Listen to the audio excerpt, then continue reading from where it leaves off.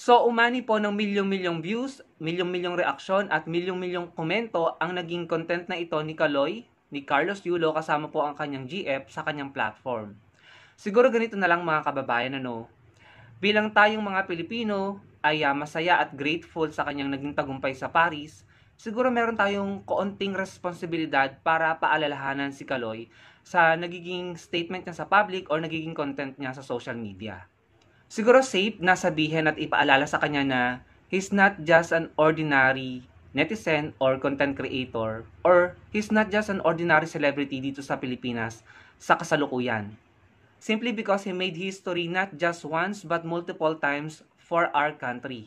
Nagdala po siya ng napakaraming karangalan para sa bansa, at hindi lamang po isang karangalan kundi maraming karangalan, at naniniwala ako na marami pa siyang hahakuting karangalan at marami pa siyang history na gagawin sa future dahil bata pa po siya. So siguro okay lang naman na paalalahanan siya na dapat maging maingat siya sa gagawin niyang content at magiging statement niya sa publiko. Dahil gaya nga po ng sabi ko, he made multiple history para sa bansa po natin. And having said that, he will be part of history books in the future. And he will be studied by not just future historian, but by future Filipino students and future Filipino athletes. So, in my opinion, dapat po talaga nagiging maingat siya sa mga nagiging statement niya at content niya sa social media. Dahil in an instant, ang isang maiksing video niya ay maaaring tumabo ng napakarami, milyong-milyong views at maaaring makaapekto ito sa kanyang imahe. Kung ako po, yung kaibigan or GF ni Kaloy, i-encourage ko siya na wag gumawa ng ganung uri ng content because Filipinos and the whole country is celebrating him right now. Nagse-celebrate po ang buong bansa dahil sa tagumpay ni Kaloy. So, para po sa akin, kung ako ang kaibigan ni Kaloy, sasabihin ko sa kanya, let's minimize the drama and let's maximize the celebration. Dahil again, ang lahat po ng nagiging statement ni Kaloy ay maaaring maging part ng history niya na maaaring mabasa ng mga susunod na mga henerasyon ng mga Pilipino, and sa tingin ko, hindi niya gugustuhin na mapasama yung mga negative drama sa buhay niya. Opinion ko lang naman po yon. So kung ako po yung GF or kung ako po yung friend, ako po mismo ang pipigil sa kanya na gumawa ng mga content or statement na maaaring makaapekto sa image niya. Again, Kaloy is not just an ordinary Filipino. Sa future, magiging isa siyang historical figure at hindi siya makakalimutan ng mga Pilipino.